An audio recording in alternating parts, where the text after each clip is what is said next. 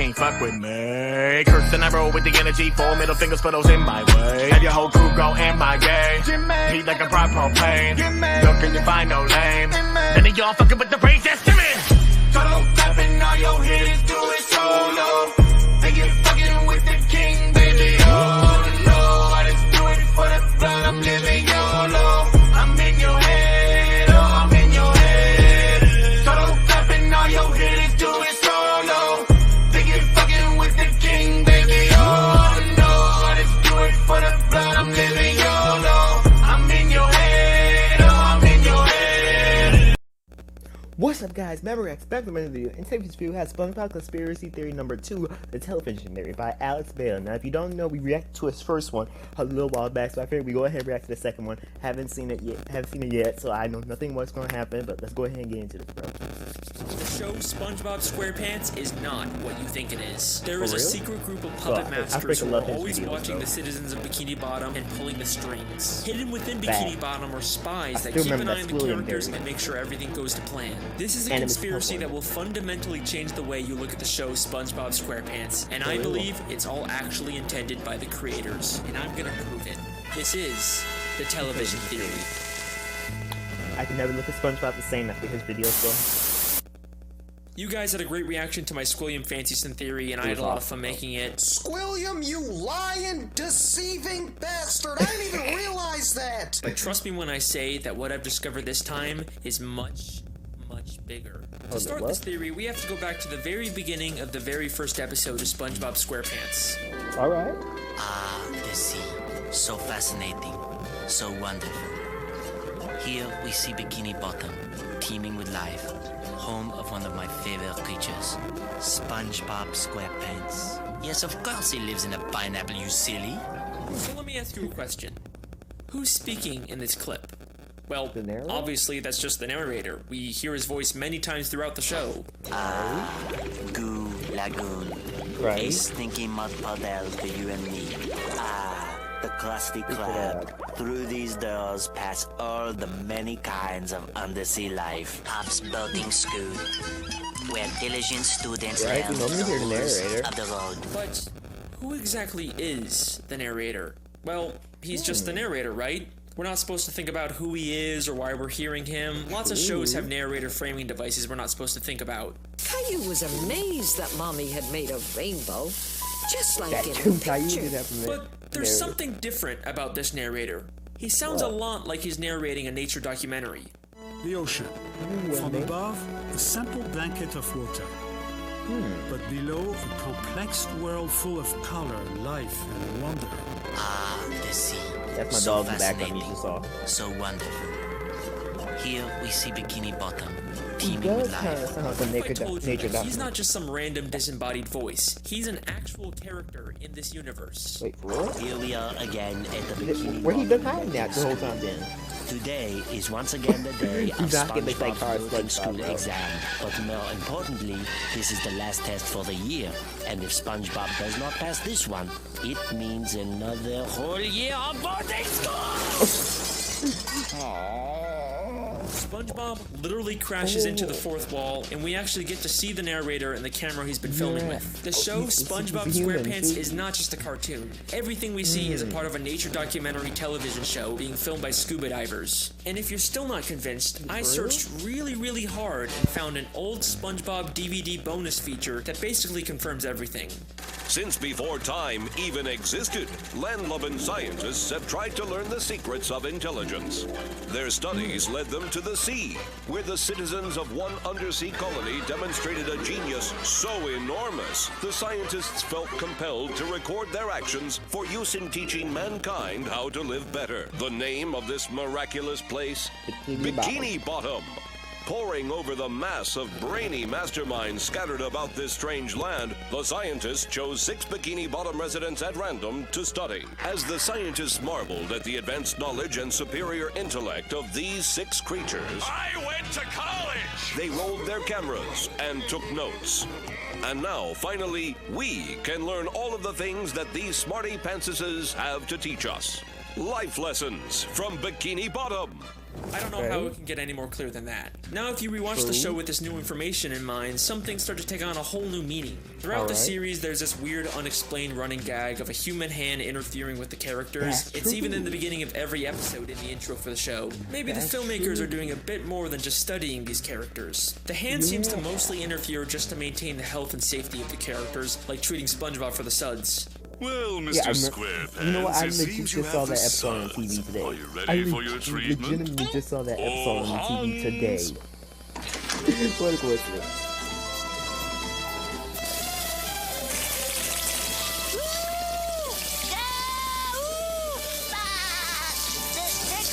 It makes sense that the filmmakers wouldn't want to risk the safety of their main character. After all, there's no show without SpongeBob, but that's not the only reason why they interfere. Season 3, Episode 16, I Had an Accident, is infamous for having one of the most absurd, confusing endings in the entire show. It ends with a real gorilla suddenly coming out of a Patrick costume and attacking the characters. A real gorilla? Huh?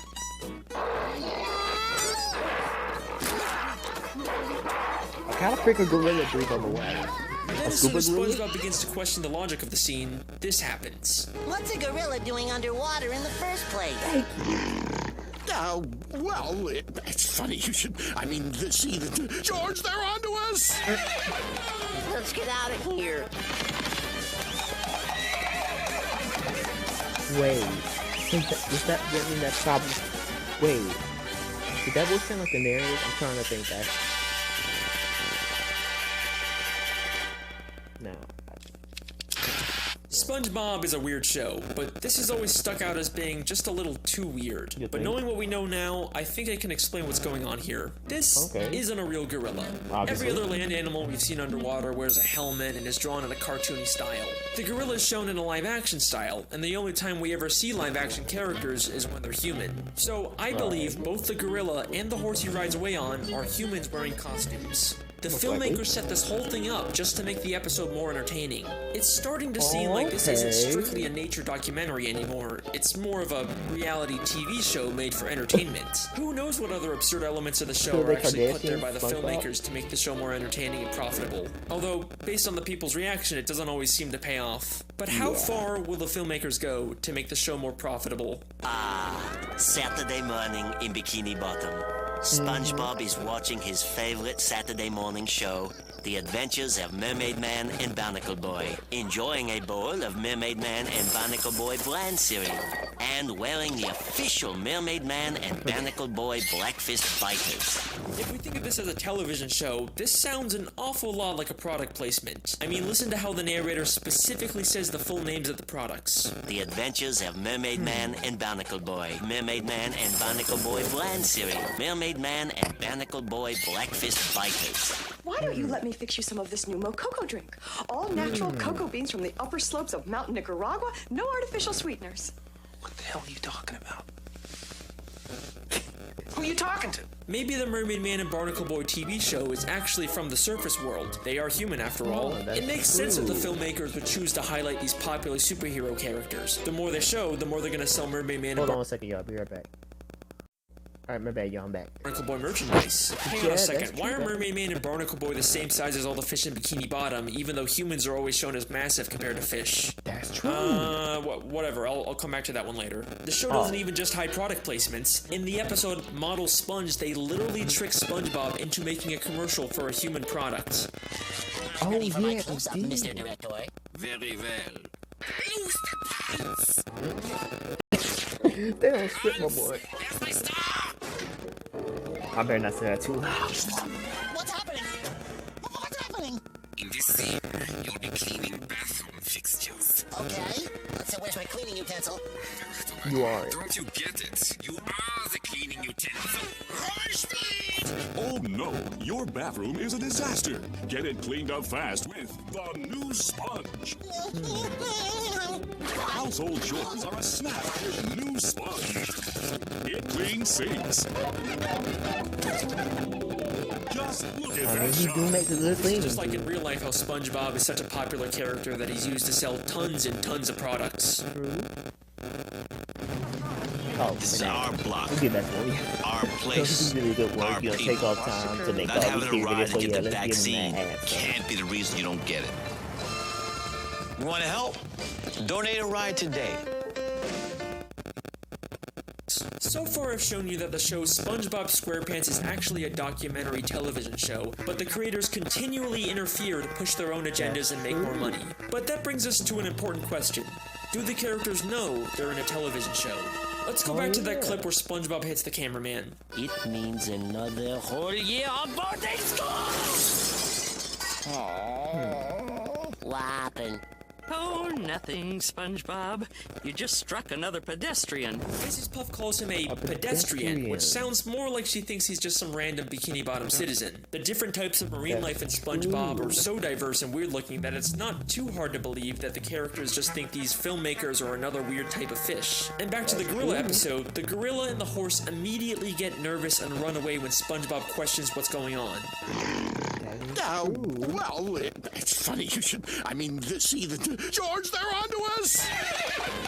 Let's get out of here. Almost like the creators don't want the characters to be aware their lives are being interfered with. Now, there isn't a ton of footage of the characters interacting with the filmmakers, but I dug really, really deep and found the smoking gun that answers all of our questions. What? This is an old commercial from 2004 made to promote the SpongeBob movie. SpongeBob, what kind of jellyfish is that? It's not a jellyfish, Patrick. It's a spaceship. Hey guys, it's Carlos from the Zone. I was wondering if you could answer a few questions. Questions? Run for your lives! No, Pat, don't you see? It wants to learn about our world, and it's chosen us. What? Yay! We've been chosen. A submarine comes down to SpongeBob and Patrick to ask questions to promote the new movie. SpongeBob and Patrick are clearly confused by this and think the submarine is some kind of alien. They also have no idea that they're the stars of a movie. Well, thanks guys. We'll see you in the movie. Bye. Movie? What's that? I don't know. I mean, y'all should know what a movie is, though. So I think it's pretty clear at this point that the characters are unaware their lives are being filmed and interfered with. But there are some characters that have to have some level of awareness. For example, the Dr. Fish that told the human hand to treat SpongeBob, and the Director Fish that directed the commercial for the human world. What makes these characters so special? First off, the Director Fish isn't actually from Bikini Bottom. Before he directed this commercial, we saw him as a citizen of New Kelp City in the episode Whatever Happened to SpongeBob. Out of all the characters they could have used, they specifically chose a character from out of town. Almost like the filmmakers didn't want to use anyone in Bikini Bottom so they wouldn't risk everyone finding out about the television show. Then there's the Dr. Fish. We don't know where he originally came from, but he's an extremely suspicious character. Usually he's purple, but sometimes he's orange, sometimes he's purple with orange hands, sometimes he's a pirate, and he bears a striking resemblance to Dr. Manowar from the Jellyfish Convention. And now it only hurts when you touch him. Why does he have so many different disguises and identities? What is he hiding? I believe hidden throughout Bikini Bottom are spies like this who are aware they're in a television show and keep tabs on the main characters and make sure everything goes to plan. There's so many suspicious characters in Bikini Bottom that it could literally be anyone. The mailman, the hot dog vendor, Old Man Jenkins, it could literally be anyone. But what if I told you that the biggest spy of all isn't some random side character? It's one of the main characters of the show. Sandy? Someone who's been there from the very beginning. Is it Sandy? Someone who's not But even she's from literally Bikini Bottom. Someone who's Bikini not Bottom. even from the ocean. It's Sandy. That's right.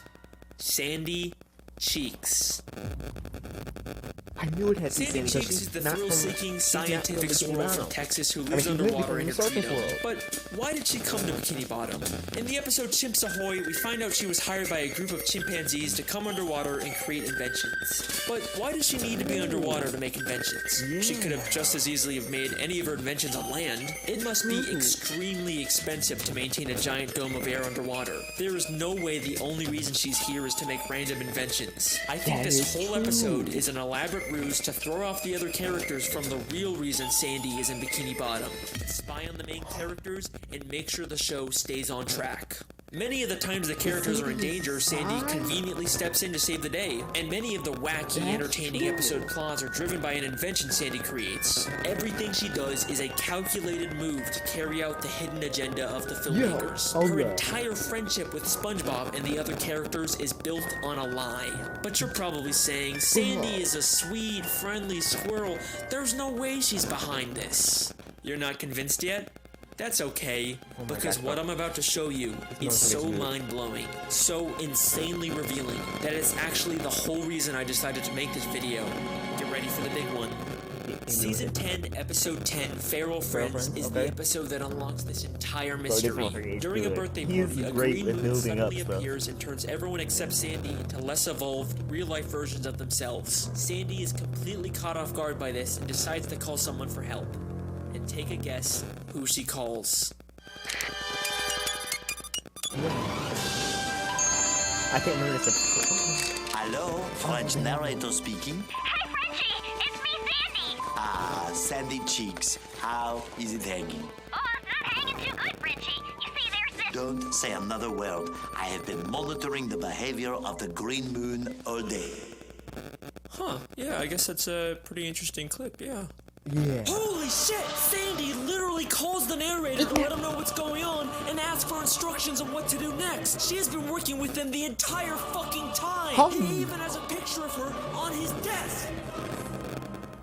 Can we just talk about the fact that the narrator's technically going through bestiality right now? Because the way he was looking at that picture,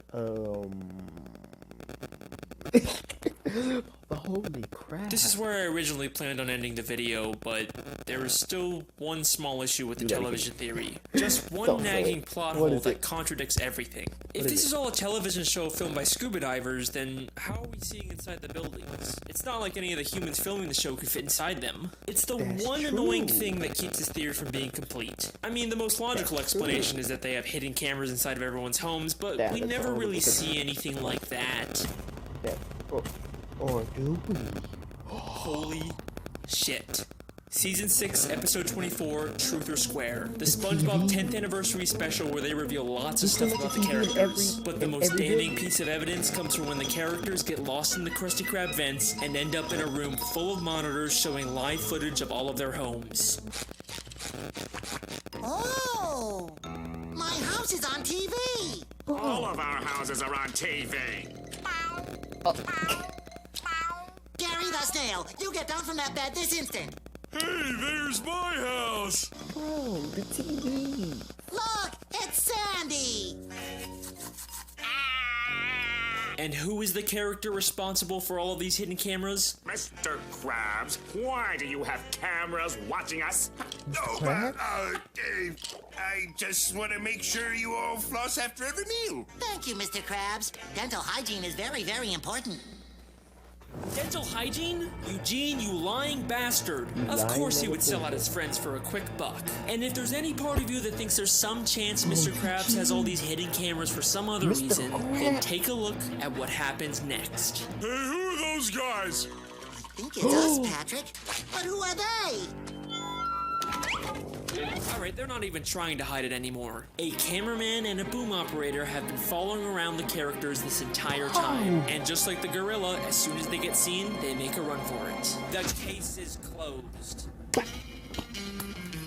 The television theory is something the show has consistently alluded to from the very first episode to the newest episodes. Maybe one day the show will actually directly address it and our characters will discover the real truth about their world. But regardless, that's my theory. I hope you guys enjoyed. Let me know what you think in the comments. Make sure to subscribe if you want to see more. See you next time. Hey, whoa, hang on a second.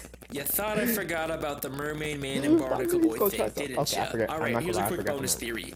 Mermaid Man and Barnacle Boy were two superheroes that fought crime underwater and protected the sea from evil. Whether or not they actually did this or it was all staged for television isn't clear, but they both spent their lives underwater until they became old and retired. But after spending so much time under the sea, they no longer fit in with human society. Plus, Mermaid Man is clearly dealing with some form of dementia and PTSD from fighting evil. But you can't retire. There's evil afoot. Yeah, we all know that evil set them off.